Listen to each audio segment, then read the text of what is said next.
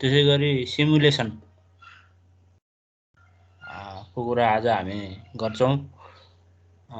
Simulation भन्नाले अब हामीले मोडेल बनाइसकेपछि आफ्टर प्रिपेयरिङ द मोडेल त्यो मोडेलको टेस्टिङ गर्ने, एक्सपेरिमेन्टेसन गर्ने, त्यसको रिजल्टहरु हेर्ने, कम्पेयर गर्ने कामलाई चाहिँ हामी सिमुलेसन भन्छौं के। अब मोडेलहरु बनाउँदा, सिमुलेसनहरु गर्दा चाहिँ हामी डिफरेन्ट मेथड्सहरु, टेक्निकहरु युज गर्न सक्छौं। one of the method is finite element analysis. हुन त यो नेक्स्ट सेमेस्टरमा तपाईहरुको कोर्स नै छ के रे, एउटा सब्जेक्ट नै छ फाइनाइट एलिमेन्ट मेथड भनेर। त्यसमा डिटेलमा त पढिहाल्नुहुन्छ। जस्ट आज चाहिँ यो फाइनाइट एलिमेन्ट एनालाइसिसले हाम्रो डिजाइनलाई कसरी हेल्प गर्छ र फाइनाइट एलिमेन्ट एनालाइसिस भनेको के हो, व्हाट इज एफईए भन्ने कुरा जस्ट इन्ट्रोडक्सन मात्र पढ्छौं। नेक्स्ट सेमेस्टरमा तपाईहरुले सब्जेक्ट नै पढ्नुहुन्छ।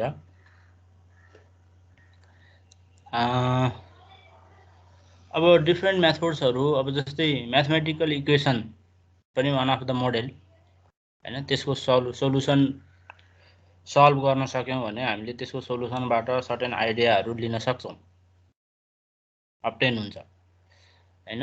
एक्ज्याक्ट म्याथमेटिकल इक्वेसन्स को सोलुसनहरु आउन सक्छ र कहिलेकाहीँ चाहिँ एक्ज्याक्ट सोलुसन नआउने पनि हुन्छ के। म्याथमेटिकली सल्भ गर्न खोज्यो भने सल्भ गर्न नसकिने, एक्ज्याक्ट सोलुसन नआउने, त्यस्तो बेलामा चाहिँ हामी न्यूमेरिकल मेथड्स युज गर्छौं। तपाईहरु न्यूमेरिकल मेथड्स भनेर पढिसक्नु भएको छ। न्यूमेरिकल एनालाइसिस पनि भन्छ, न्यूमेरिक एनालाइसिस पनि भन्छ। त्यो न्यूमेरिकल मेथडबाट आउने रिजल्ट चाहिँ एक्ज्याक्ट 100% चाहिँ हुँदैन, बट हामीले चाहिँ close to the real value हामीले चाहिँ सोलुसन चाहिँ अब्टेन गर्न सक्छौं है। अब त्यसमा चाहिँ हामीले चाहिँ त्यो इटिरेसन गर्दाखेरि कतिपल्ट इटिरेसन गर्यौं हैन। अनि त्यसपछि कुनै पनि प्रब्लमलाई चाहिँ हामीले चाहिँ एलिमेन्ट्समा सेगमेन्ट गर्नुपर्ने हुन्छ के, नम्बर अफ एलिमेन्ट्समा। त्यसमा चाहिँ हामीले कति धेरै एलिमेन्ट्समा सेगमेन्टेसन गर्यौं ती कुराहरुमा डिपेन्ड गर्छ रिजल्ट कतिको एक्ज्याक्ट आउँछ आउँदैन भन्ने कुरा हैन। But this analysis is very popular हैन। किन भन्दा अब हामी कम्प्युटरको युज गर्न सक्छौं एनालाइसिसको लागि। कम्प्युटरले चाहिँ तपाईको जति धेरै पल्ट इटरेसन गर भने पनि नो प्रब्लम हैन। फर ए कम्प्युटर हामीलाई गाह्रो होला हैन सल्भ गर्न म्यानुअली, बट कम्प्युटरको युजबाट चाहिँ हामीले यो फाइनाइट एलिमेन्ट एनालाइसिस चाहिँ भेरी कन्भिनियन्टली गर्न सक्छौं। सो यसको एप्लिकेसन चाहिँ बढिरहेको छ इन डिजाइन है। डिजाइन मोडेलिङ एन्ड सिमुलेसनमा यसको एप्लिकेसन बढेको छ। अब हुन त अर्को मेथड पनि छ, डिस्क्रिट एलिमेन्ट एनालाइसिस भन्ने पनि छ। तर अब त्यो एनालाइसिसमा चाहिँ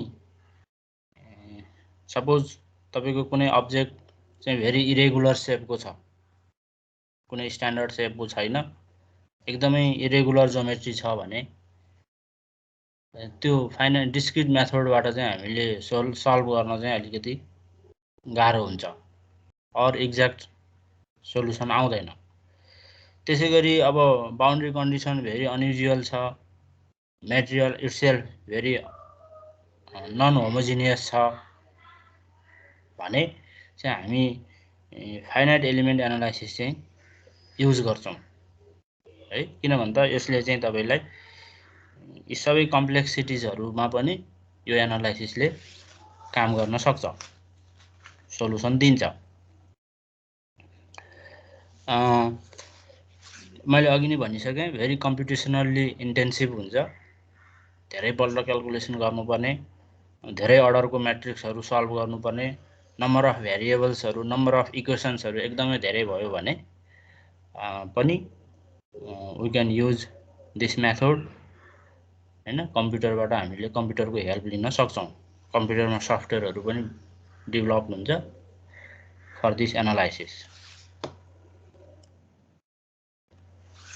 अब जनरली स्ट्रेस एनालाइसिस गर्न सक्छौं थर्मल एनालाइसिसहरु फ्लुइड फ्लोको एनालाइसिसहरु हामीले फ्लुइड मेकानिक्सका कुराहरु हैन थर्मल साइन्सका कुराहरु अब मेकानिक्स अफ सोलिडका कुराहरु सबै एनालाइसिस चाहिँ हामी यसमा गर्न सक्छौं है अब फाइनाइट एलिमेन्ट भनेको छ इट मिन्स सपोज कुनै अब्जेक्ट लाई तपाईले चाहिँ नम्बर अफ एलिमेन्ट्समा डिभाइड गर्ने के सेगमेन्ट गर्ने अनि तपाईले चाहिँ एउटा एलिमेन्ट र अर्को एलिमेन्टलाई हामीले कनेक्ट मेसिङ भन्छ इन्टरकनेक्ट गर्नुपर्ने हुन्छ हैन अब भेरी सिम्पल एक्जाम्पल एउटा सपोज एउटा वाल छ वाल घरको वाल त्यो वालमा तपाईले हेर्नुभयो भने त there are number of bricks हैन ब्रिक्सहरु हुन्छ of equal size of equal strength हैन त्यसैले एउटा ब्रिकको एनालाइसिस गर्नुभयो भने तपाईले के गर्न सक्नुहुन्छ त अर्को नेक्स्ट ब्रिकको पनि सेम हो शेप साइज मटेरियल सबै सेम हो त्यसैले एउटा ब्रिकको एनालाइसिस गरेपछि होल अनि प्लस एउटा ब्रिकको अर्को ब्रिकको कनेक्सन कस्तो छ कनेक्टिङ बन्डिङ मटेरियल हुन्छ नि एउटा ब्रिक र अर्को ब्रिकमा त्यो बन्डिङ मटेरियलको पनि तपाईले मेसिङ भन्छ त्यसको पनि एनालाइसिस गर्नु पर्यो एउटा ब्रिकको एनालाइसिस गर्नु पर्यो अनि बन्डिङ मटेरियलको एनालाइसिस गर्नुभयो भने तपाईले होल वालको स्ट्रेन्थ तपाईले क्याल्कुलेट गर्न सक्नुहुन्छ बट यु नीड बाउन्ड्रीज है वाल भन्ने बित्तिकै वालको हाइट कति छ विड्थ कति छ बाउन्ड्री इज नेसेसरी वाल मात्र भनेर त हुँदैन हैन वालको थिकनेस फरक हुन सक्छ हाइट फरक हुन सक्छ हैन बाउन्ड्री इज नेसेसरी बट एउटा ब्रिक र त्यो बन्डिङ मटेरियलको तपाईले एनालाइसिस गरिसकेपछि होल वालको तपाईले एनालाइसिस गर्न सक्नुहुन्छ दिस इज द टेक्निक है इन दिस मेथड यसमा त्यही गर्ने हो है एलिमेन्ट्सहरु एउटा एलिमेन्ट र अर्को एलिमेन्ट्स जोइन हुने पोइन्टलाई हामी नोड भन्छौं नोड्स हैन जस्तै यहाँ एउटा यहाँ क्यान्टिलिभर बीम छ यो बीमलाई चाहिँ नम्बर अफ एलिमेन्ट्समा डिभिजन गर्ने सेगमेन्ट गर्ने अनि एउटा एलिमेन्ट र अर्को एलिमेन्टको बीचमा त्यहाँ डट छ नि त्यो डटहरु लेख्नु भएको छ डटहरुलाई हामी नोड्स भन्छौं कनेक्सन बिट्विन टु एलिमेन्ट्स है नोड्स भन्छौं अनि त्यसपछि गएर त्यो नोड्सले चाहिँ एलिमेन्ट्सहरुलाई इन्टरकनेक्ट गर्ने काम गर्छ है अब बाउन्ड्री कन्डिसन दिनुपर्ने हुन्छ बाउन्ड्री कन्डिसन भनेको सपोज अहिलेको यो क्यान्टिलिभर बीममा तपाईको एउटा एन्ड फिक्स छ अर्को एन्ड फ्री छ अब त्यो चाहिँ तपाईले इन्फर्मेसन दिनुपर्ने हुन्छ कि हैन दुईटै एन्ड फिक्स हुन सक्छ बीम भनेर मात्र भएन नि त हैन बीमको बाउन्ड्री कन्डिसन कस्तो हो त हैन फिक्स हुने बित्तिकै त्यहाँनेर डिफर्मेसन नहोला जिरो डिफर्मेसन हामीले एजुम गर्न सक्छौं फिक्स्ड एन्ड बाउन्ड्री कन्डिसनले तपाईको प्यारामिटरहरु भेराइ गर्छ है बाउन्ड्री कन्डिसन पनि दिनुपर्ने हुन्छ त्यसपछि अनि हामीले के गर्छौं त एउटा एलिमेन्टको सोलुसन गर्छौं अनि त्यो एलिमेन्टको सोलुसन आइसकेपछि मेसिङ गर्छौं सबै एलिमेन्ट्सहरुलाई इन्टरकनेक्ट गर्छौं र होल बीम रिप्रेजेन्ट गर्छौं है यसको प्रब्लम पनि हामी गर्छौं तर यति हो कि तपाईको जति धेरै नम्बर अफ एलिमेन्ट्स हुन्छ त्यति धेरै कम्प्लेक्स हुन जान्छ क्याल्कुलेसन हैन तपाईको जस्तै म्याट्रिक्स बनाएर सल्भ गर्नु भएको छ भने म्याट्रिक्सको अर्डर हैन अब हामी 3x3 म्याट्रिक्स त सल्भ गर्न सक्छौं 4x4 अनि त्यो भन्दा बढी हुन थाल्यो भने we have to take the help of computer है कम्प्युटर सफ्टवेयरहरु युज गर्छौं यसको डिसएडभान्टेज भनेको त्यो हो के क्याल्कुलेसन चाहिँ एकदमै रिगरस हुन्छ बट के गर्न सक्छौं भन्दाखेरि यसबाट हामीले सोलुसन चाहिँ अब्टेन गर्न सक्छौं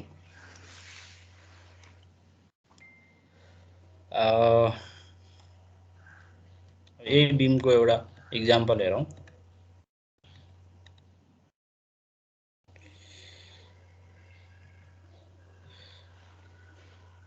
यसो बनाउनुहोस् त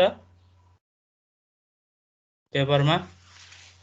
त्यहाँ तल एउटा एलिमेन्ट पनि बनाएको छ, one of the element node 1 and node 2 को बिचमा भएको एउटा लिनियर वान डाइमेन्सनल हो है, very simple element, one dimensional linear element लिएर हामीले स्टार्ट गरेका छौँ हैन। त्यो 2 डाइमेन्सनल 3 डाइमेन्सनल हुन सक्छ एलिमेन्टहरु। भनेको मतलब त्यहाँको एलिमेन्ट, त्यो बीममा एलिमेन्ट जुन लाइनहरु देख्नु भएको छ मेसिङमा, ती लाइनहरु चाहिँ के हो त, एलिमेन्ट हो। Line represents element, dot represents nodes है। अनि दुईटा नोड्स, नोड 1 र 2 को बीचमा जुन एउटा लाइन छ, त्यो लाइनलाई तल चाहिँ इलास्टिक डिफर्मेसन हुन्छ भन्ने हाम्रो सपोजिसन हो। त्यसैले त्यहाँ एउटा one of the elastic spring ले रिप्रेजेन्ट गर्न खोजेका छौं एउटा एलिमेन्टलाई, जसको स्टिफनेस k1 छ है। नोड 1 को नोड 1 र नोड 2 को बीचमा भएको एलिमेन्टको स्टिफनेस k1 है। अब यसमा भनिहालौं, जस्तै तपाईले कुनै पनि नोडमा फोर्स लगाउने बित्तिकै के हुन्छ त, त्यसले त त्योसँग इन्टरकनेक्ट भएको एलिमेन्ट्सहरुलाई डिफर्म गराउँछ। कुनै पनि नोडमा फोर्स लगाउने बित्तिकै एलिमेन्ट्सहरु डिफर्म हुन्छ। इट मिन्स अर्को नोड पनि के हुन्छ त, डिस्प्लेस हुन्छ। अनि त्यो नोड डिस्प्लेस हुने बित्तिकै त्यसले आफ्नो एडजेसेन्ट नोड्सलाई डिस्प्लेस गराउँछ। इट मिन्स तपाईको इन्टरकनेक्टेड हुन्छ के। एक ठाउँमा लोड लगाउने बित्तिकै every nodes will be displaced है। त्यहाँ नोड 1 र 2 देखाएको छ। नोड 1 मा लगाएको फोर्स F1 र त्यसको डिस्प्लेसमेन्ट U1, त्यसैगरी नोड 2 मा लगाएको फोर्स F2 र त्यसको डिस्प्लेसमेन्ट U2 भनेर रिप्रेजेन्ट गरेको छ। यो बनाउँ त, इक्वेसनहरु पनि लेखौं।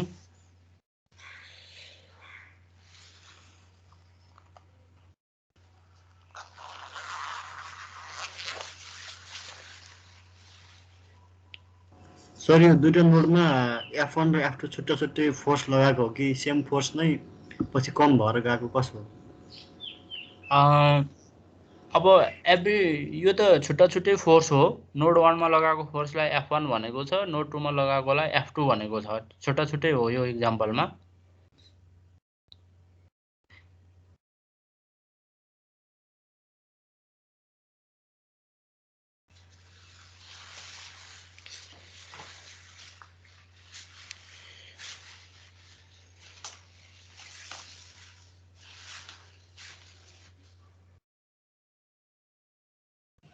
सर स्प्रिङ चाहिँ किन राखेको हो नि त?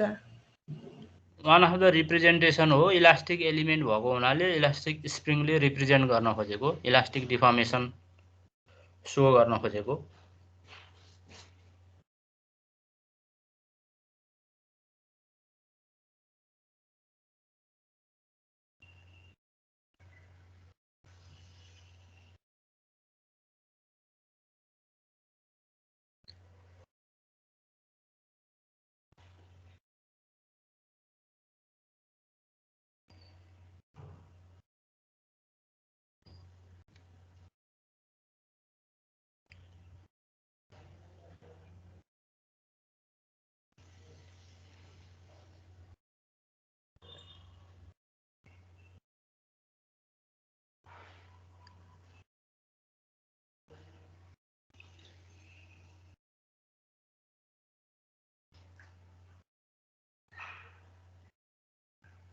सर एउटा त फिगर हुनु भयो सर।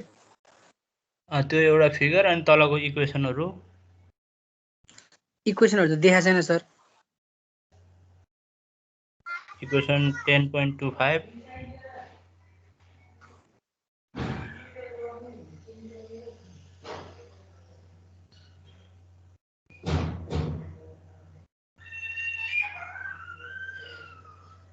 सर इक्वेसनले के भन्न खोजेको सर, एकचोटि बुझाइदिनु न। म भन्छु। भयो, इक्वेसनसम्म लेख्नु भयो? हजुर सर। अब तपाईले फोर्स F1 एट नोड 1 लगाइसकेपछि त्यो नोडको डिस्प्लेसमेन्ट हुन्छ, त्यसलाई हामीले U1 भन्यौं। अनि कति डिस्प्लेसमेन्ट हुन्छ भन्ने कुरा त तपाईले लगाएको फोर्स F1 मा डिपेन्ड गर्छ एउटा, अर्को K1 मा पनि डिपेन्ड गर्छ के। हायर स्टिफनेस छ भने थोरै डिफर्मेसन हुन्छ, U1 भने डिस्प्लेसमेन्ट हुन्छ। त्यसैले there is a relation between F1, K1 and U1 हैन। त्यो स्प्रिङको जुन F = Kx भन्ने तपाईहरुको स्प्रिङको इक्वेसन छ, लिनियर डिफर्मेसन हुन्छ भने हामीले त्यो एप्लाई गर्न सक्छौं। अब डिस्प्लेसमेन्ट कति भयो त? नोड 1 चाहिँ कति डिस्प्लेस भयो? सरी, डिस्प्लेस कति भयो? नोड 1 डिस्प्लेस कति भयो भन्दाखेरि नोड 1 F1 ले गर्दा U1 हो, तर F2 ले गर्दा U2 छ नि त, हैन? हेर्नुस् है त, U1 माइनस U2 लाई हामी डिफर्मेसन भनौं है। U1 माइनस U2 भनेको डिफर्मेसन हो। तर सपोज U1 = U2 भयो भने त के हुन्छ त? स्प्रिङ मुभ भयो भन्ने बुझियो, तर स्प्रिङ डिफर्म त भएन नि त। स्प्रिङ कतिले डिफर्म भयो त? यदि U1 = U2 भयो भने त स्प्रिङ त डिफर्मै हुने भएन। त्यसैले स्प्रिङको डिफर्मेसन भनेको U1 माइनस U2 को डिफरेन्सले दिन्छ है। त्यसैले F1 भनेको K1 * U1 माइनस U2 भएको है। त्यसैगरी F2 हैन, डिफरेन्स त्यो पनि डिफरेन्ससँग प्रोपोर्सनल हुन्छ। डिफरेन्स भनेको U1 minus U2, U2 minus U1 गर्यो भने डाइरेक्सन अपोजिटको कुरा हो। यसरी हामीले चाहिँ इनपुट र आउटपुटको रिलेसन, इनपुट भनेको F1 F2 भयो, आउटपुट भनेको U1 U2 भयो, चाहिँ रिलेसन इक्वेसन लेख्न सक्छौं इन टर्म्स अफ K1 हैन। K1 त अब स्प्रिङको आफ्नो प्रोपर्टिज भयो, स्टिफनेस।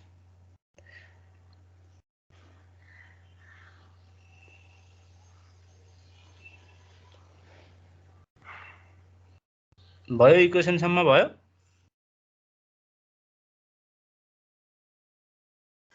एकैछिन है सर।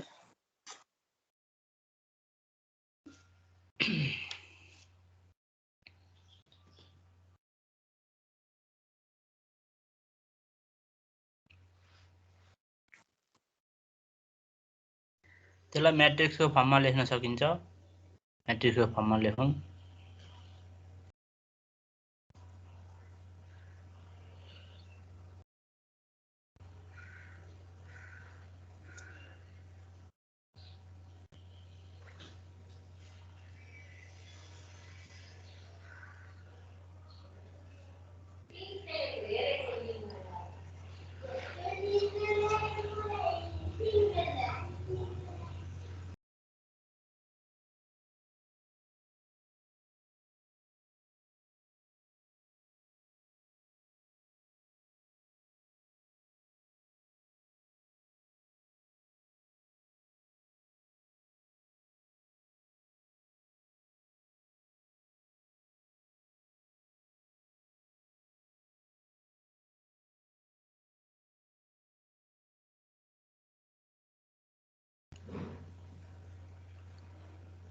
भयो, म्याट्रिक्स फर्ममा भयो।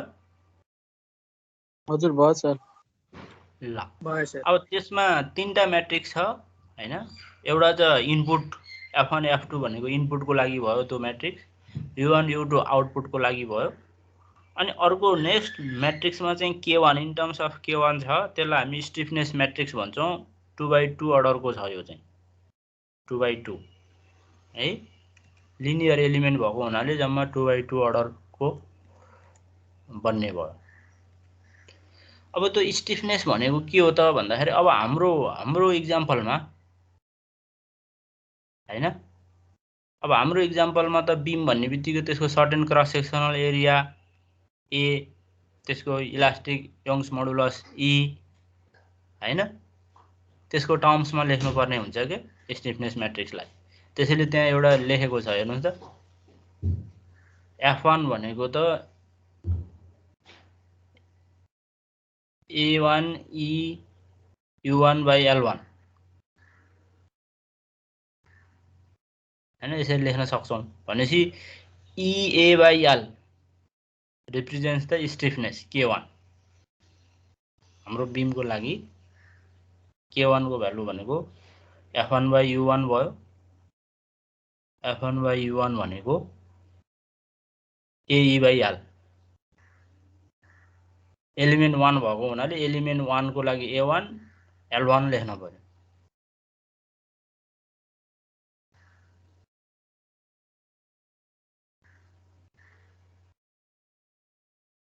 भनेपछि हामीले अब त्यो मटेरियल को यंग्स मोडुलस र डाइमेन्सन थाहा छ भने स्टिफनेस म्याट्रिक्स आउने भयो स्टिफनेस म्याट्रिक्स आइसकेपछि हामीले इनपुट कति दिँदाखेरि आउटपुट कति आउँछ भन्ने कुरा माथिको म्याट्रिक्स सल्भ गर्यौं भने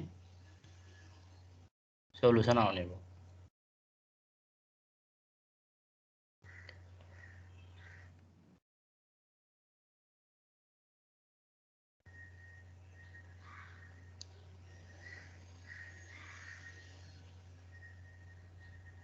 सिमेट्रिक म्याट्रिक्स है स्टिफनेस म्याट्रिक्स सिमेट्रिक छ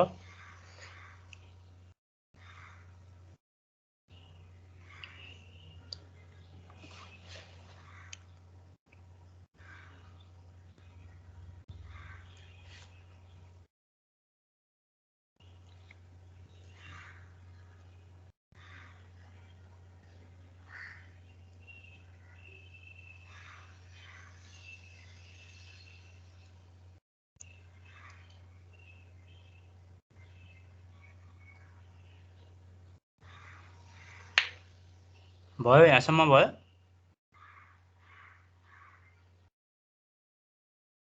यस सर ल अब त्यति सिम्पल त किन हुन्थ्यो र हैन अब सपोज दुईटा एलिमेन्ट छ 1 and 2 जसको स्टिफनेस K1 and K2 दुईटा एलिमेन्ट हुने बित्तिकै नोड चाहिँ तपाईको तीनटा हुने भयो 1 2 and 3 तिनीहरुमा लाग्ने फोर्स F1 F2 F3 है डिस्प्लेसमेन्ट U1 U2 U3 छ भने अब कसरी गर्ने त हेर्नुस् है त एलिमेन्ट 1 को लागि एउटा इक्वेसन हुन्छ म्याट्रिक्स इक्वेसन अहिले लेखे जस्तै F1 र F2 को इक्वेसन त्यसैगरी फर एलिमेन्ट 2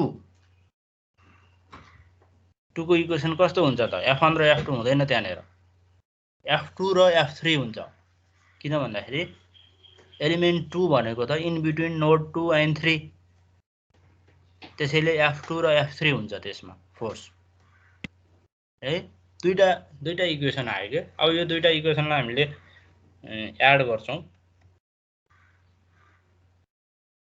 पहिला यसलाई हामीले 3/3 म्याट्रिक्स मा कन्भर्ट गर्यौं ग्लोबल म्याट्रिक्स भन्छ एलिमेन्ट 1 लाई हामीले यसरी पनि लेख्न सक्छौं के यो 3/3 F3 थप्दियौं हामीले अनि 0 0 0 थप्यौं एउटा रो र लास्ट कोलममा 0 थप्यौं F3 ले 0 लाई मल्टिप्लाई गर्दाखेरि 0 नै आउँछ U3 को भ्यालु पनि 0 आउँछ हैन जस्ट 2 डाइमेन्सनललाई हामीले 3 डाइमेन्सनलमा कन्भर्ट गरेको एलिमेन्ट 1 लाई त्यसैगरी एलिमेन्ट 2 लाई पनि हामीले F1 थप्दियौं हामीले F1 F2 F3 कै फर्ममा लेख्यौं दुईटैलाई अनि यो दुईटा इक्वेसन 31 and 32 इक्वेसन 31 र 32 लाई एड गर्ने म्याट्रिक्सहरु एड गर्यो भने चाहिँ तपाईको ग्लोबल स्टिफनेस म्याट्रिक्स चाहिँ यस्तो आउँछ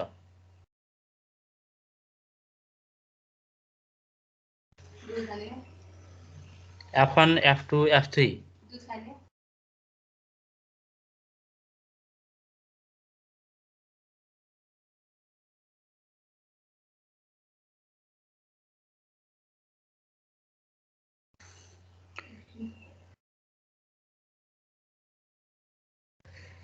यो लास्ट को इक्वेसन ले चाहिँ अब हाम्रो माथिको दुईटै एलिमेन्टलाई इन्क्लुड गर्छ किन भन्दा त्यसमा तीनटै फोर्स छ F1 F2 F3 K1 K2 हैन त्यसैगरी U1 U2 U3 अब यो इक्वेसन सल्भ गर्यौं भने चाहिँ हामीले माथिको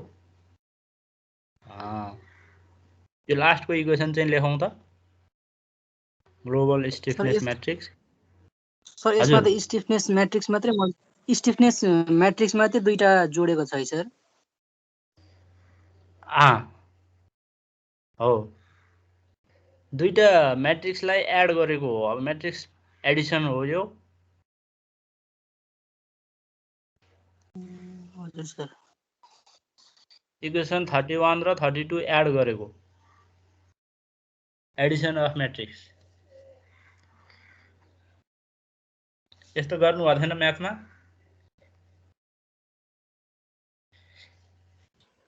गरेछौँ सर। गरेको सर, रिभाइज हुँदैछ बिस्तारै बिस्तारै।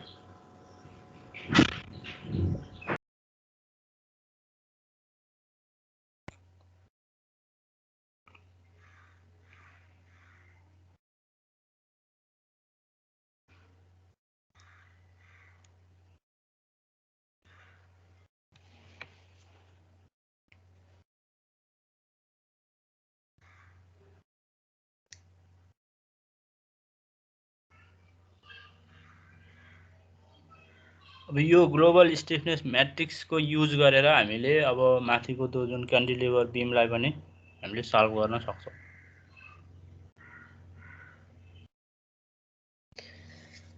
एउटा प्रब्लम भयो। म्याट्रिक्स लेख्नु भयो? छैन सर, एकछिन पर्खिनु। लास्टको मात्र लेख्दा हुन्छ।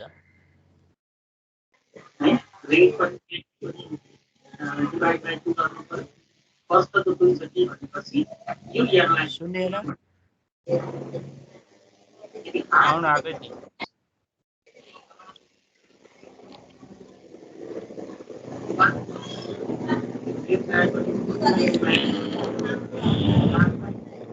भयो सर, भयो। ल एउटा प्रब्लम नै हेरौँ। प्रब्लम हेरेपछि अलिकति आइडिया आउँछ।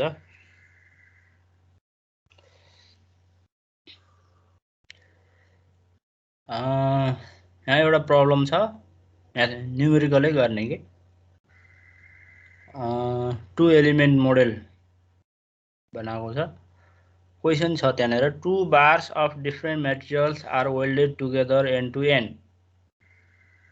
हैन, दुईटा बार छ, सिलिन्ड्रिकल बार, त्यसलाई वेल्डिङ गरेको छ एट 2। त्यहाँ माथिको फिगरमा नोड 2 मा वेल्डिङ गरेको छ, जोडेको छ, लामो बनायो जोडेर। Left end of the structure is firmly attach to a wall. हैन, 1 भनेको चाहिँ तपाईको नोड 1 भनेको चाहिँ त्यो फिक्स जोइन्ट हो, त्यो फिक्स छ, त्यो चाहिँ रिजिड छ। And the right end is actually loaded with the force of 10 kilonewton. हैन, एउटा बारलाई टेन्साइल लोडिङ दिएको छ, टेन्साइल 10 किलोन्युटन। अब दुईटा बारको मेटेरियल डिफ्रेन्ट हुनसक्छ, एरिया लेन्थ सबै डिफ्रेन्ट हुनसक्छ है। बार 1 को माइल स्टिल रहेछ, बार 2 भनेको एल्युमिनियम एल्लोय। त्यसको क्रस सेक्सनल एरिया पनि दिएको छ A1 A2, लेन्थ दिएको छ L1 L2, यङ्स मोडुलस दिएको छ E1 E2 है। अब त्यसपछि find the stress in each bar and the total इलङ्गेसन of the structure. अब इलङ्गेसन कति हुन्छ त टोटल भनेको U3 सोधेको क्वेसनले है। टोटल इलङ्गेसन भनेको त एट 3। 1 मा त तपाईको रिजिड भएको हुनाले U1 0 हुने भयो, U1 हैन। अब U2 को सर्टेन भ्यालु हुने भयो, U3 भनेको टोटल हुने भयो। सर U1 0 भन्नुभयो? U1 0 किन सर? किन भन्दा तपाईले लोड लगाए पनि त्यहाँ फिक्स्ड भएको हुनाले, रिजिड जोइन्ट भएको हुनाले त्यो पोइन्ट त डिस्प्लेस हुँदैन नि। हजुर। लोड लगाए पनि नलगाए पनि, धेरै लगाए पनि थोरै लगाए पनि, त्यो त फिक्स्डै हो, रिजिड नै हो। त्यसैले U1 चाहिँ 0 हुने भयो हैन। अनि जति राइटतिर आउनुहुन्छ त्यति धेरै डिस्प्लेसमेन्ट हुँदै जान्छ। 0 देखि म्याक्सिमम भनेको at 3। Displacement of every points हेर्दै जानुभयो भने 1 मा 0 हुन्छ, अनि बढ्दै जान्छ र एट 3 मा चाहिँ म्याक्सिमम हुन्छ। त्यो नै हाम्रो टोटल इलङ्गेसन हो। U3 चाहिँ क्वेसनले सोधेको छ। त्यसैगरी find the reaction forces of the deformation पो 0 हुने हो, तर रियाक्सन त हुन्छ फेरि एट 1। रियाक्सन फोर्स चाहिँ कति हुन्छ भनेर सोधेको छ। कति हुन्छ होला? F1 एक्सन कति छ हाम्रो? 10 किलोन्युटन। 10 किलोमिटर। त्यसैले रियाक्सन पनि अब हाम्रो सिम्पल लजिक अनुसार त 10 नै हो, आउनुपर्ने 10 नै हो। But it is finite element analysis है। हामी फाइनाइट एलिमेन्ट एनालाइसिस गर्न लागु भएर एक्ज्याक्टली 10 आउँदैन के, कति आउँछ हेरौँ हैन। ल अब क्वेसन सारौँ। अनि stiffness matrix K1 A1 K2 find out गर्नु पर्यो। ल त फिगर बनाएर सुरु गरौँ त।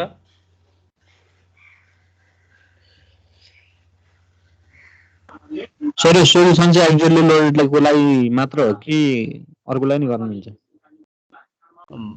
फेरि भन्नुहोस् त। यस्तो यस्तो खाले सोल्युसन एक्ज्याक्टली लोडेडको लागि मात्र हो कि अरूलाई पनि गर्न मिल्छ होइन भन्ने होइन, बुझ्नु? सबैलाई मिल्छ नि। यो त तपाईँलाई one of the very simple example pickup गरेको।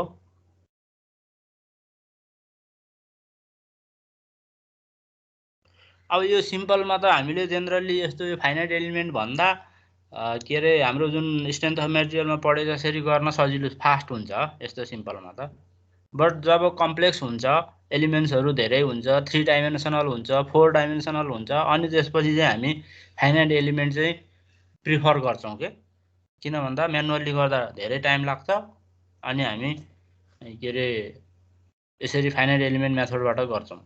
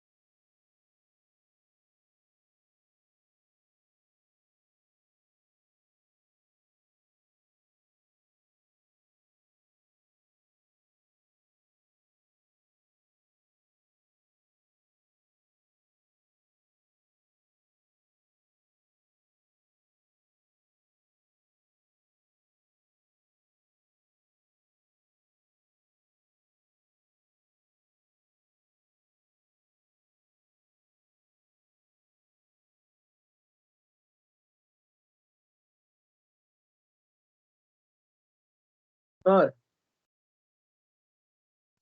हजुर, त्यो ग्लोबल स्टिफनेस म्याट्रिक्समा 17.5 छ नि जुन, हजुर हो त्यो नेगेटिभ 17.5 हुनुपर्ने होइन र? हो सेकेन्ड रो थर्ड कलमको। हो, माइनसमा हो त।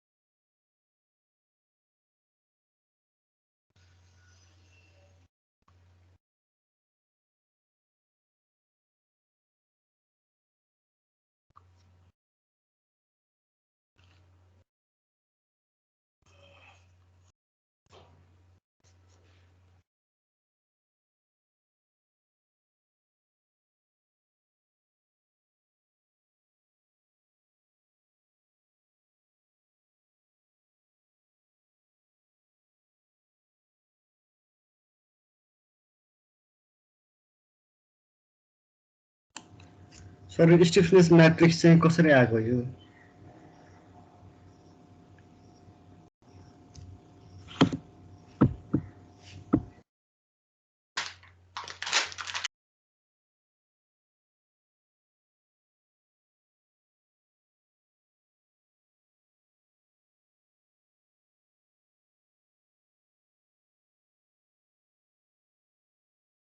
अहिले हामीले लेखेको थियौँ नि स्टिफनेस म्याट्रिक्समा K1 K2 को भ्यालु राखेको त हो, K1 प्लस K2 गरेर।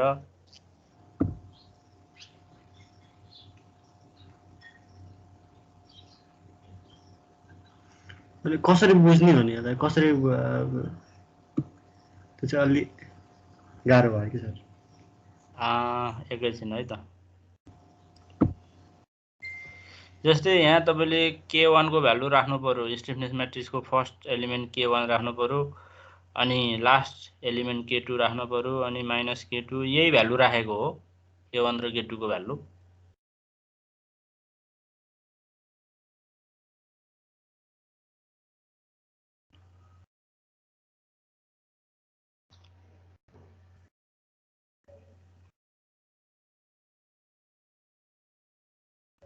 बुझ्नुभयो?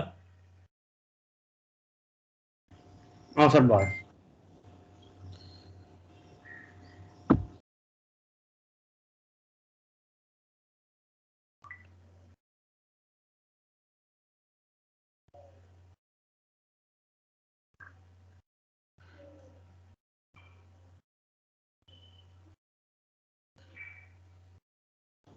अगाडि बढ्दा हुन्थ्यो होला सर, सबैले भ्याउनु भयो होला सायद। ल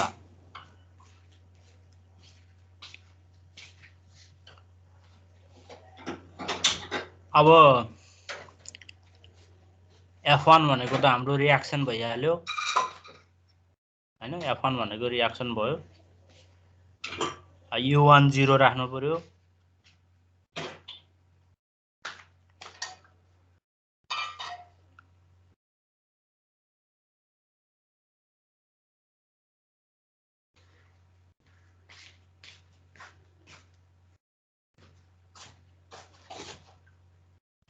सर यो F2 0 कसरी भयो?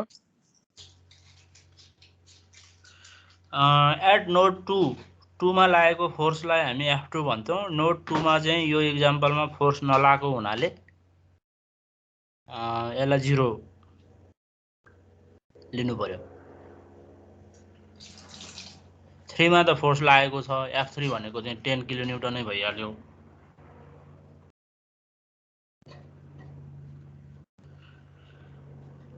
सर अनि F3 मा फोर्स लागेको छ भनेदेखि त सिधै अब F1 र F3 चाहिँ इक्वल हुनुपर्छ, त्यही भएर सिधै 10 हुन्छ भन्नु मिल्दैन र? त्यही त, अब हाम्रो एक्ज्याक्ट सोलुसन अनुसार त त्यही नै हो हैन, बट अब फाइनल एलिमेन्ट मेथडबाट एक्ज्याक्टली 10 आउँदैन के, डिफ्रेन्ट आउँछ।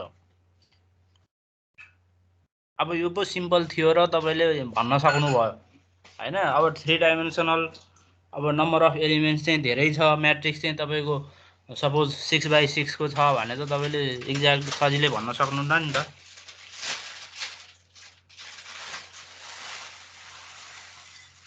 तर यसमा पनि 10 आउँदैन, एक्ज्याक्टली 10 आउँदैन, त्यही हेर्न खोजेको कति आउँछ।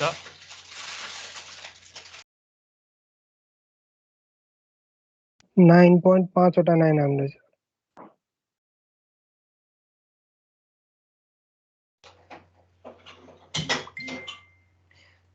अब तपाईँले 3टा इक्वेसन आउने भयो हैन। 3/3 हुने बित्तिकै दुईटा भ्यारिएबल छ U2 U3, लास्ट 2 इक्वेसन दुईटा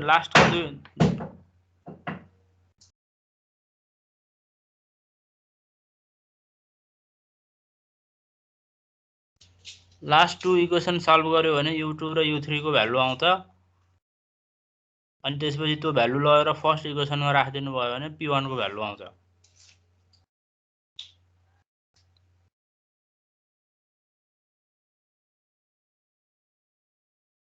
त्यो U1 = 0 भन्छौँ नि हामी, that is one of the boundary condition है।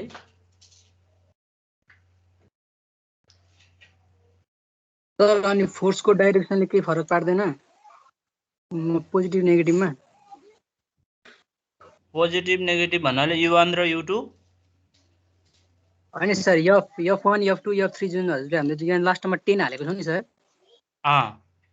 10 त्यो पोजिटिभ यहाँ हालेको छौँ पोजिटिभ लिएको हामीले त्यो डिरेक्सनलाई पोजिटिभ एक्स एक्सिस मान्ने ए भनेपछि त्यो यदि के भन्छ लेफ्टतिर भएको भए नेगेटिभ हाल्नु पर्थ्यो नि सर हो त्यो अहिले राइटतिर छ नि त त्यसैले गर्दा हो 10 भएको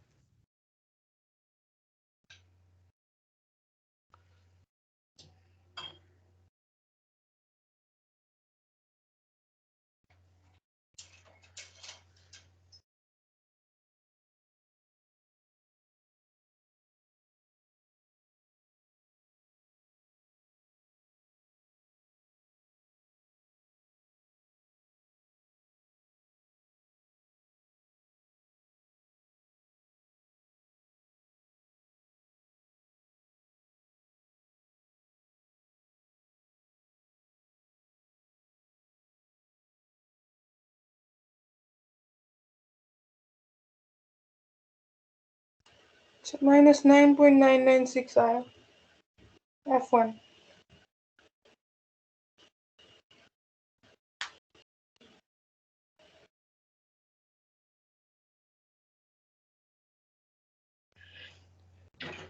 अब U1 को भ्यालु आयो त्यसै गरी सरी U2 र U3 डिफरेन्ट आयो हैन डिफरेन्ट आउनु पनि पर्यो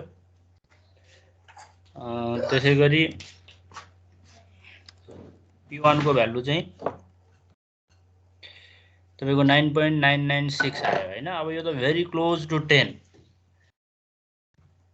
सँग एकदमै नजिक छ इट मिन्स तपाईको के छ भन्दा यसबाट आउने सोलुसन पनि दैट इज हाम्रो लागि चाहिँ भेरी हेल्पफुल के अब 9.996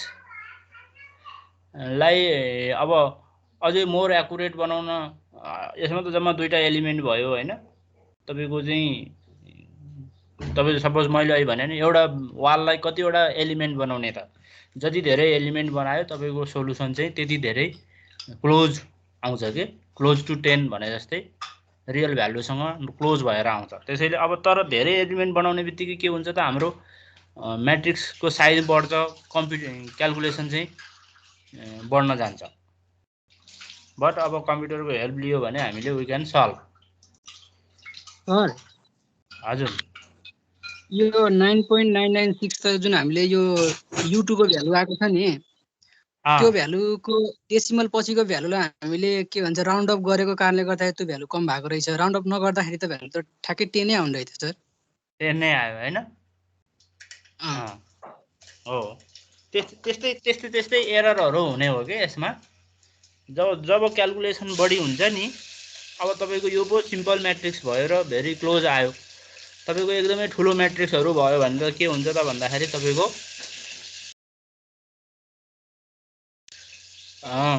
तपाईको ठुलो म्याट्रिक्स हुने बित्तिकै यस्तो एररहरु चाहिँ बढ्न थाल्छ के एररहरु बढ्न थाल्छ तर अब कतिको धेरै क्याल्कुलेसन गर्नु भएको छ धेरै क्याल्कुलेसन गर्यो भने चाहिँ फेरि एरर चाहिँ घट्न थाल्छ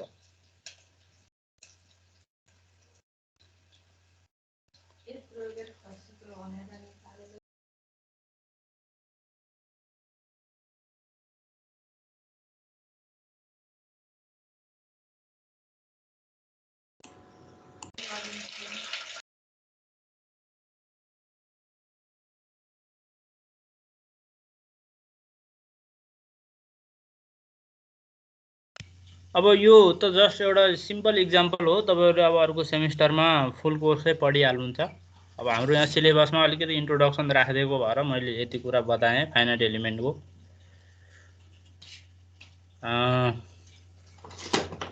अब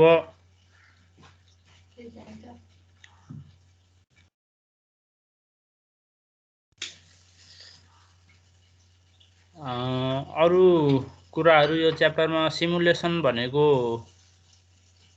के हो भन्ने कुरा छ अब सिमुलेसन भनेको त तपाईले बनाएको मोडेल अर प्रोटोटाइपलाई एक्सपेरिमेन्टेसन गर्नुहुन्छ नि त टेस्टिङ गर्नुहुन्छ नि तपाईले आउटपुट कस्तो आउँछ कुन इनपुट दिँदा आउटपुट कस्तो आउँछ है एउटा इनपुट दिने होइन है सिमुलेसनमा नम्बर अफ इनपुट्सहरू भेराइ गर्दाखेरि आउटपुट्सहरू कसरी भेराइ गर्छ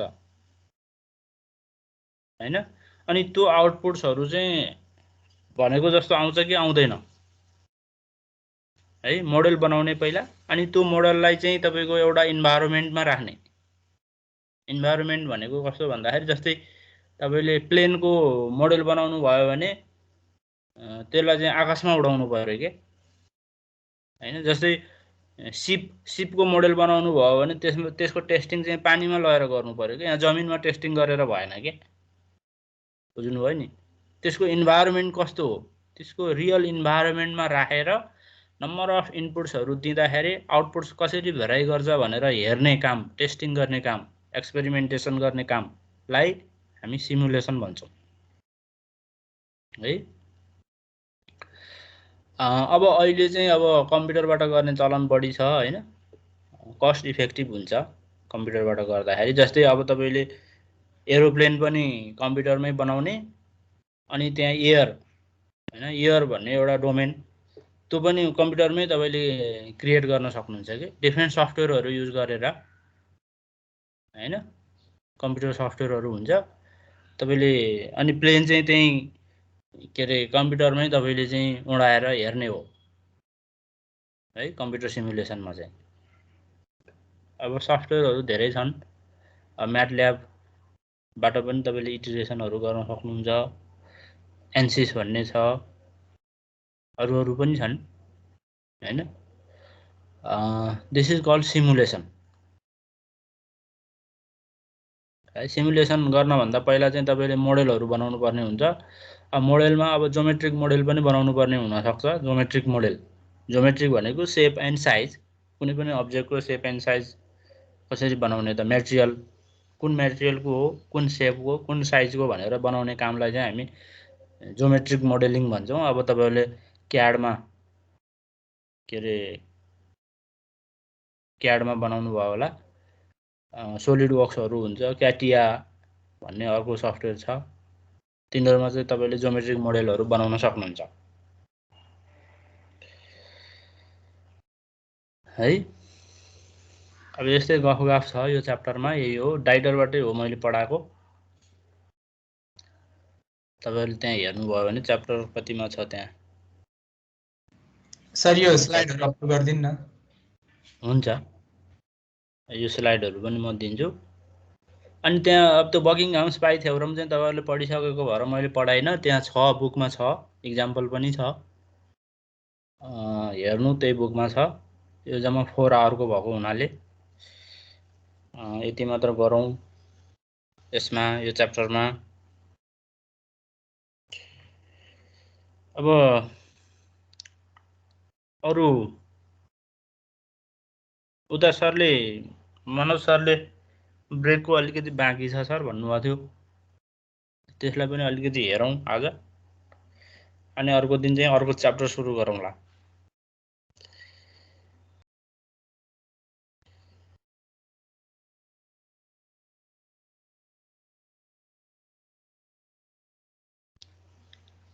यो हजुर मैले भन्न खोजेँ सर, यो बाँकी रहेको चाहिँ मनोज सरले पढाउनु भएको सरलाई नै छोडिदिँदा हुन्थेन सर, के थियो?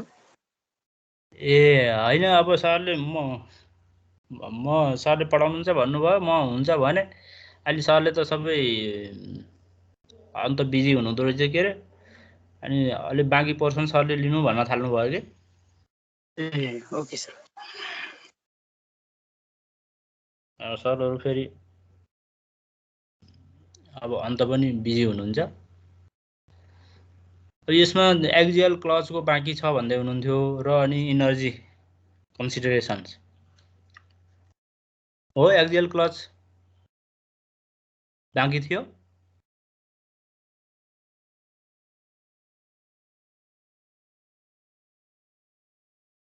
बाँकी छ क्लजको।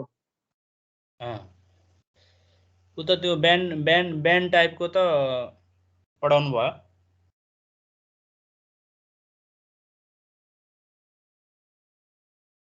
त्यो बेल्टवाला ल ठिक छ। त्यसो भने आज यही हेरौँ।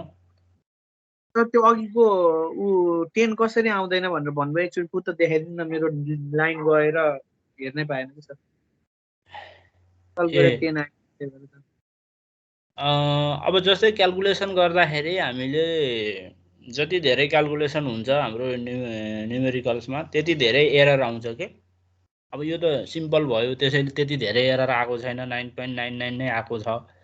तर अब म्याट्रिक्सको अर्डरहरू त्यही भएर हजुर एकचोटि सोल्युसन देखाइदिनु न मेरो 10 आयो कि त्यही भएर तपाईँको 10 नै आयो। इक्वेसन मेरो लेखेर 10 आएको हो। सल्भ गरेर 10 आइरहेको छ सर त्यही भएर अरूको कसैको 9.9 आयो कि 10.002 आएको छ सर मेरो। कसैको बढी पनि आउन सक्छ। 9 नै आएको छ सर 9.9988 त्यो के अरे मेरो चाहिँ कसैको 9.5 बढी आउँछ, वटा नै कसैको आएको छ। कम आउँछ होइन। तर एक्ज्याक्टली 10 नआउन सक्छ भन्ने कुरो। एक्ज्याक्टली 10 पनि आउन सक्छ, अब बाई चान्स आउन नि सक्छ। तर देयर इज भेरिएसन के, एक्ज्याक्ट चाहिँ आउँदैन भन्न खोजेको मैले। ए हजुरले त्यो 0.0714 लिनु भएको छ त्यसमा सल्भ गर्दा हो न्युमेरिकल्समा त्यही हो। क्यालकुलेसन जब टिडिएस हुँदै गएपछि अनि यस्तो एररहरू आउन थाल्छ के। यो क्यालकुलेसनबाट आएको एरर हो के। अनि सर एक्चुअल भ्यालु त 1/14 आउँछ अनि त्यो 1/14 लाई लिएर सल्भ नगर्नु। कुनको जस्तो u1 र u2 को भ्यालु यदि इक्वेसनलाई सल्भ गर्ने हो भनेदेखि 1/14 र 3/14 आउँछ के। अनि त्यो 1/14 ठ्याक्कै युज गर्ने हो भनेदेखि त हजुरको के भन्छ 10 नै आउँछ नि त। तर त्यो 1/14 न्युमेरिक भ्यालुलाई हेर्ने हो भनेदेखि चाहिँ 0.07142857143 हुन्छ। अनि त्यसमा ट्रङ्केसन इररलाई उ गर्ने हो भनेदेखि चाहिँ 10 आउँदैन ठ्याक्कै। नत्रदेखि त सबै भ्यालुलाई लिएर गर्ने हो भनेदेखि त के अरे 10 नै आउँछ नि त। हो तपाईँले अहिले म्यानुअल्ली गर्नुभयो र अब त्यस्तो एक्ज्याक्टली निकाल्न सक्नुभयो होइन। हजुर हामीले कम्प्युटरको युज गरेर अनि म्याट्रिक्सको अर्डर पनि धेरै हुन थाल्यो भने अनि त्यसलाई चाहिँ हामी त्यो बेलामा चाहिँ एक्ज्याक्टली निकाल्न गाह्रो हुन्छ के। नसकिने भन्ने होइन तर गाह्रो हुन्छ। सर बुझेँ सर। यो एक किसिमको क्यालकुलेसन एररै हो। मैले भने नि नम्बर अफ एलिमेन्ट्स तपाईँले जति धेरै बढायो क्यालकुलेसन त्यति धेरै बढ्छ, एरर कम आउँछ होइन। तर एरर चाहिँ आउँछ यसमा। किन भन्दा यो चाहिँ एप्रोच नै त्यस्तो एप्रोच हो कि, एप्रोक्सिमेट एप्रोच हो। तपाईँले न्युमेरिकल म्याथमेटिक्समा पढे जस्तै कुनै डाटाहरू कन्भर्ज भएर जाने, कुनै डाटाहरू चाहिँ कन्भर्ज भएर गएपछि तपाईँले बल्ल एउटा सोल्युसन आउँछ नि, त्यस्तो टाइपको एप्रोच हो कि हो कन्भर्जेन्स डाइभर्जेन्सको एप्रोच।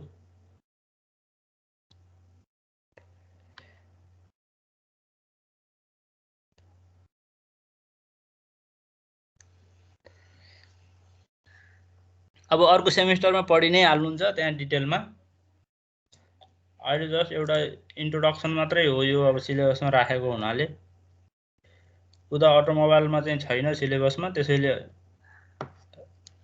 मलाई चाहिँ हेल्पफुल हुन्छ।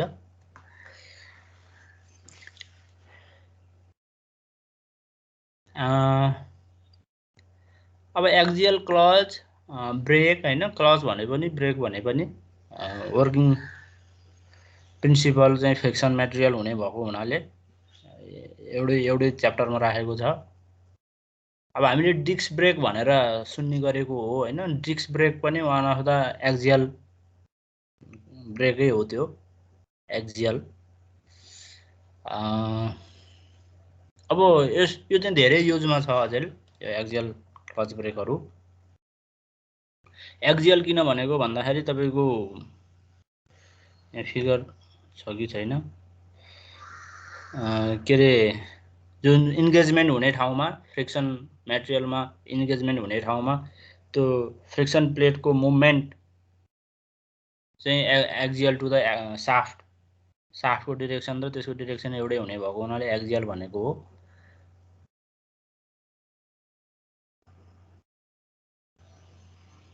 अब यसमा यसको फाइदा छन् के।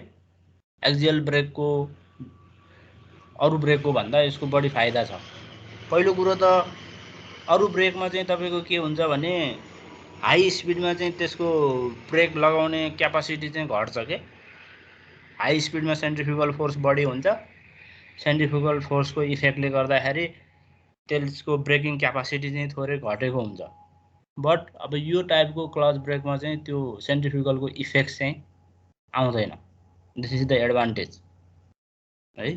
अब फ्रिक्सन एरिया पनि तपाईँको थोरै एरियामा कम्प्याक्ट हुन्छ कि यो चाहिँ सानो साइजको ब्रेकहरू बनाउन सकिन्छ, क्लचहरू ब्रेकहरू। अनि हिट डिसिपेसन अनि ओपन एटमोस्फियरमा ओपन सिस्टम बनाउन सक्ने भएको हुनाले बाहिरको एयरले गर्दा हिट डिसिपेसन रेट पनि यसमा बढी नै हुन्छ अरू ब्रेकको कम्प्यारिजनमा है। अब यहाँनिर एउटा फिगर बनाएको छ, जस्ट एउटा फ्रिक्सन प्लेट जसको डायमिटर क्यापिटल डी अनि भित्रको हबको डायमिटर स्मल डी गरेको छ। अनि यसमा लगाउने फोर्स भनेको परपेन्डिकुलर टु द प्लेट है, प्लेटको परपेन्डिकुलर डिरेक्सनमा एफ फोर्स लगाएको छ। अब यसको एनालाइसिस गर्नको लागि यहाँ एउटा small element at distance R डिस्टेन्समा एकैछिन है त, एट डिस्टेन्स सेन्टरबाट आर डिस्टेन्समा डिआर भन्ने एलिमेन्ट लिएको छ। अब यो फोर्स एनालाइसिस गर्नको लागि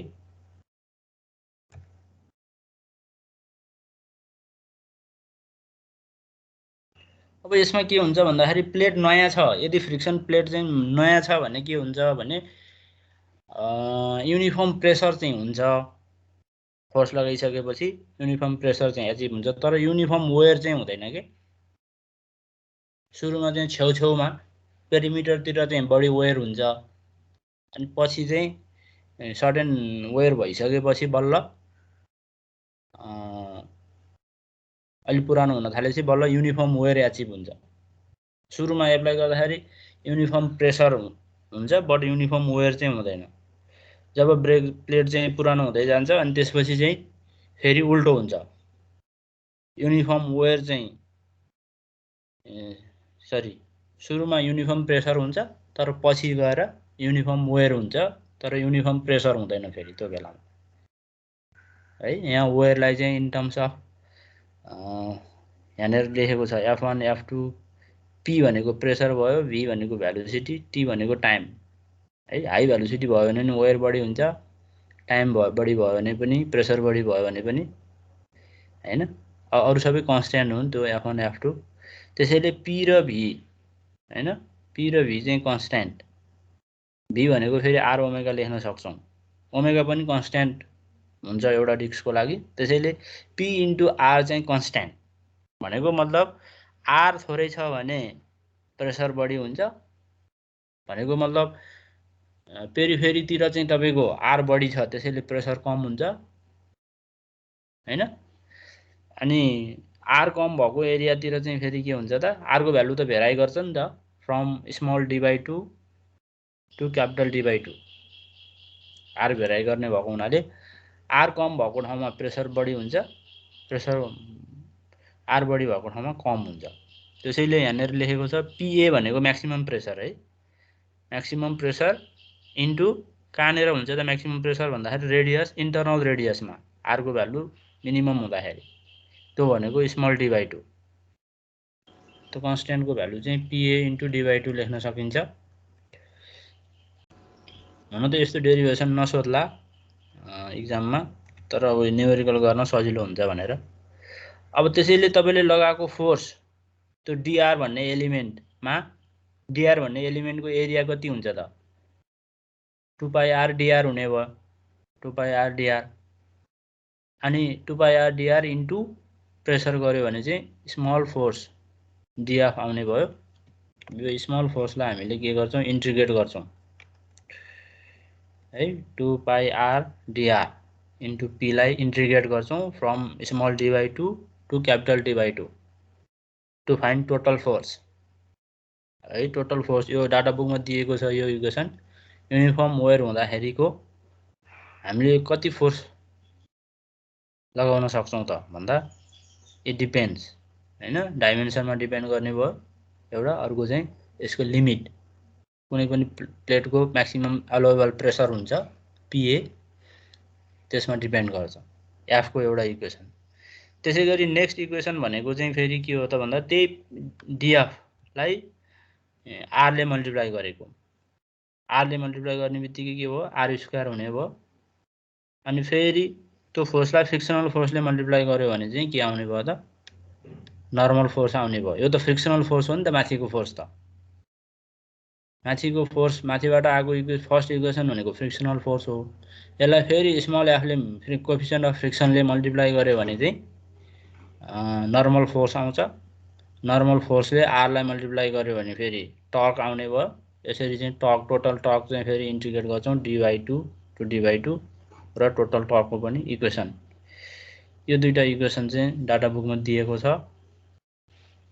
अनि यो दुईटा इक्वेसनबाट तपाईले टी र एफ को रिलेसन पनि निकाल्न सक्नुहुन्छ भनेपछि ब्रेकिङ इफेक्ट ब्रेकिङ टर्क कति प्रोड्युस गर्छ त भन्दाखेरि it depends upon the applied force F coefficient of friction and dimension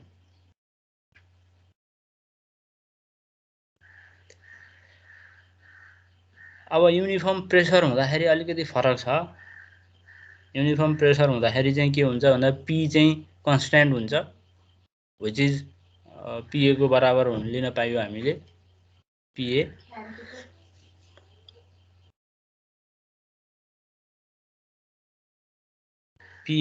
हामीले कन्स्ट्यान्ट लिन पाउँछौं त्यसैगरी टर्क पनि अघि गरे जस्तै माथिको फ्रिक्सनल फोर्सलाई स्मल एफ ले मल्टिप्लाई गर्ने अनि आर ले मल्टिप्लाई गर्ने टु फाइन्ड टोटल टर्क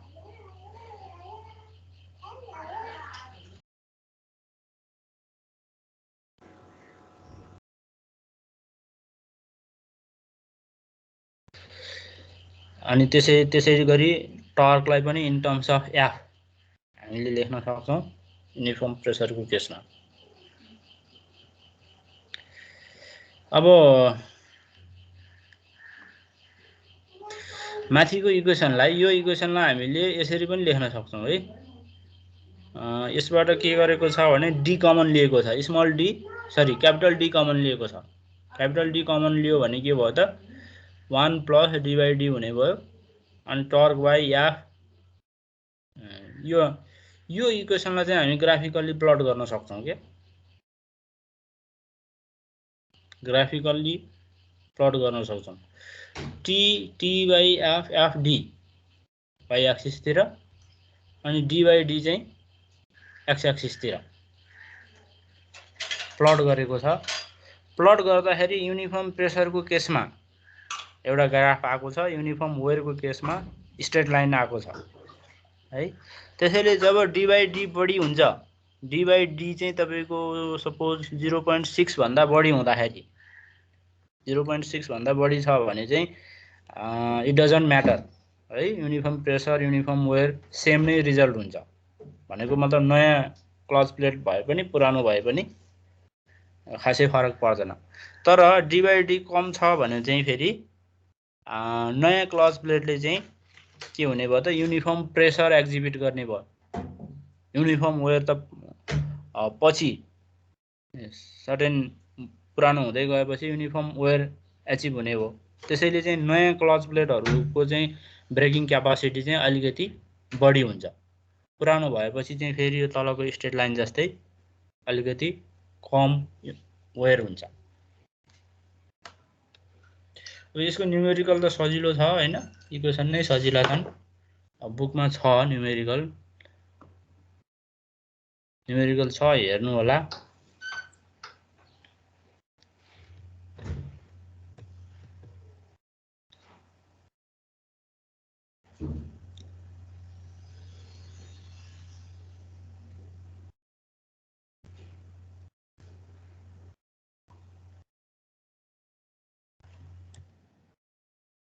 अर्को चाहिँ कोन टाइपको यस्तो टाइपको ब्रेक क्लचहरु हुन्छ यहाँ स्प्रिङ राखेको छ हैन त्यो ग्रुपमा ग्रुपमा चाहिँ तपाईले क्ल्याम्प गरेर तपाईले स्प्रिङलाई कम्प्रेस गर्नुभयो भने के हुन्छ त त्यो यो डिसइन्गेज हुन्छ। यो ब्ल्याक कलर चाहिँ फ्रिक्सन मटेरियल भयो।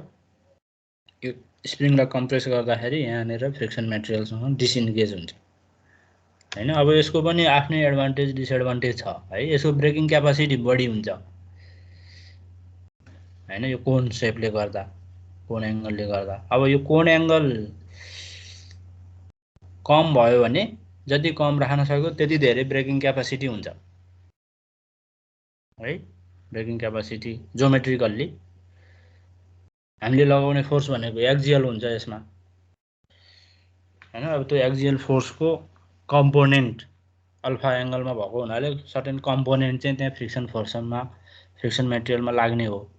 त्यसैले अब अल्फा एंगल कम धेरै कम पनि गर्नुहुन्न, फेरि 8 डिग्री भन्दा कम भयो भने डिसइन्गेज गर्न गाह्रो हुन्छ भन्ने छ। त्यहाँ इन्गेज त हुन्छ तर डिसइन्गेज गर्ने बेलामा फेरि एक्स्ट्रा फोर्स लगाउनु पर्छ। त्यसैले जेनरली 10 to 15 डिग्री यो कोन एंगल 10 to 15 डिग्री राखेको हुन्छ। अब यसको एनालाइसिस पनि फोर्स एनालाइसिस पनि तपाईले गर्न त सक्नुहुन्छ, नसक्ने होइन। हामीले लगाएको फोर्स एक्जियल हुन्छ अनि तर त्यो फ्रिक्सन सर्फेस चाहिँ अल्फा एंगलमा छ। त्यसैले अब अल्फा एंगल रिजल्भ गर्न सक्नुहुन्छ। अहिलेको जस्तै युनिफर्म वेयरका कुरा, युनिफर्म प्रेसरको कुरा यसमा पनि आउँछ। अब अहिले गरे जस्तै अहिले मैले फोर्स एनालाइसिसको जुन कुराहरू भने, क्यापिटल एफ को भ्यालु अनि टी को भ्यालु, ब्रेकिङ टर्कको भ्यालु हामीले निकाल्न सक्छौं। यसमा फरक के हुन्छ भन्दाखेरि एरिया लिँदाखेरि त्यो साइन अल्फा आउँछ न्युमरेटरमा, अनि फेरि फोर्स लिँदाखेरि डिनोमिनेटरमा साइन अल्फा आउँछ। यो दुईटै साइन अल्फा काटिन्छ, यो हेर्नु बुझिहालिन्छ। यसको पनि टर्क र फोर्सको फ्रिक्सनल फोर्स र ब्रेकिङ टर्कको इक्वेसन डाटा बुकमा दिएको छ है, हामीले युज गर्न सक्छौं।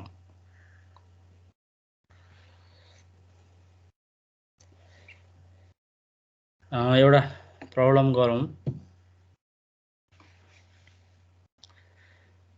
यसको।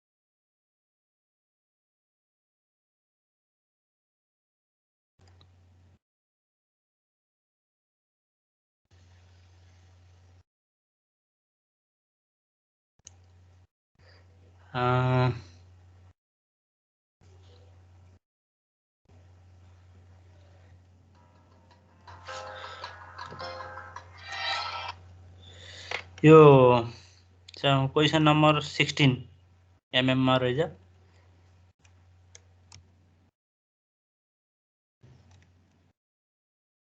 यो 16 क्वेसन नम्बर 16 चाहिँ लेखौँ त।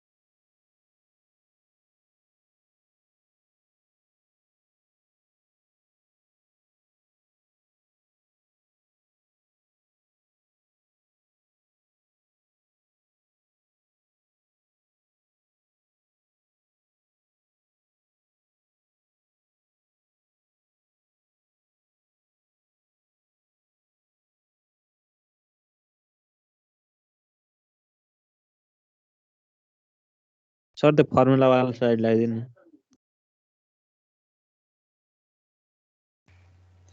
अब फर्मुलाको लागि त डाटा बुक हेर्नु पर्यो।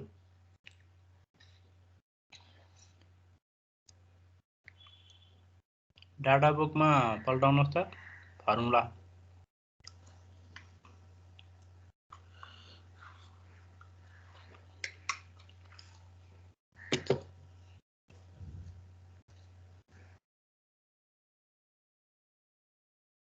सर यसको फिगर चाहिँ छ कि कता छ?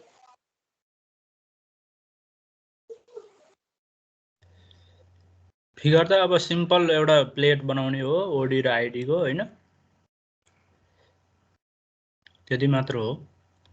फिगर त यहाँ भने छैन। डाटा बुकमा 57 नम्बरमा रहेछ। पेज 57 मा हेरौँ त।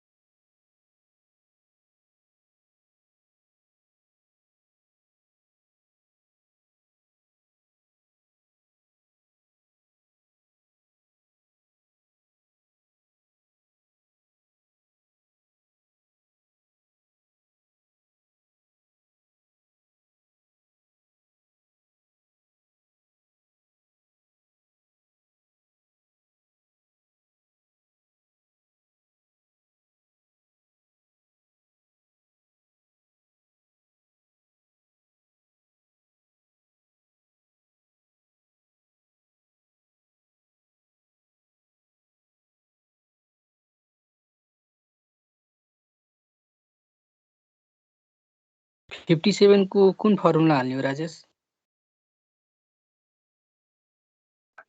57 होइन 58 मा छ हेर नि तल्लोपट्टि।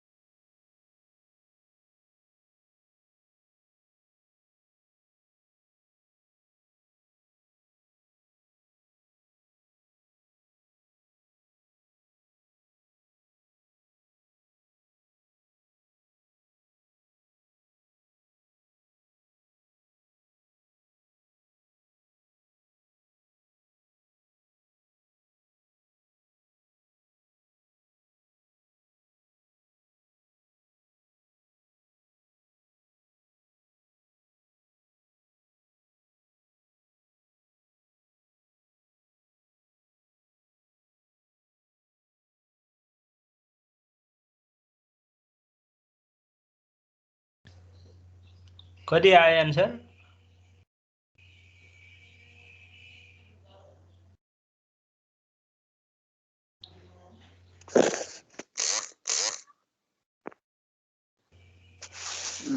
युनिफर्म वेयरको केसमा pressure 0.194 megapascal, torque 127.5 newton metre, अनि युनिफर्म प्रेसर मोडलमा चाहिँ pressure 0.159 megapascal, torque 128.82 newton metre. ल अरुको पनि त्यति नै आयो के आयो हेर्नु होला।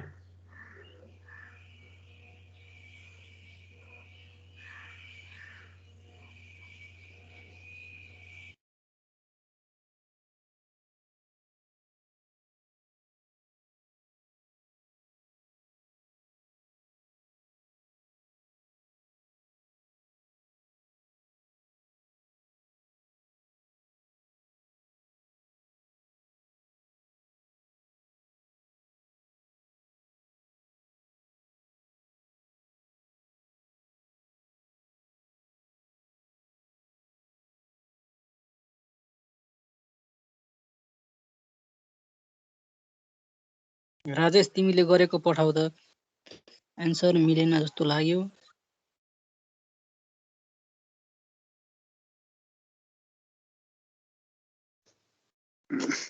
कुन चाहिँ भन त? ए नम्बरको हो? ए नम्बरको। कति आयो प्रेसर तिम्रो? 164 मेगापास्कल, किलो पास्कल। पहल म एकचोटि चेक गर्छु ल त, मेरो चेक गर्छु, तिम्रो पनि चेक गर। 194 हुन्छ त।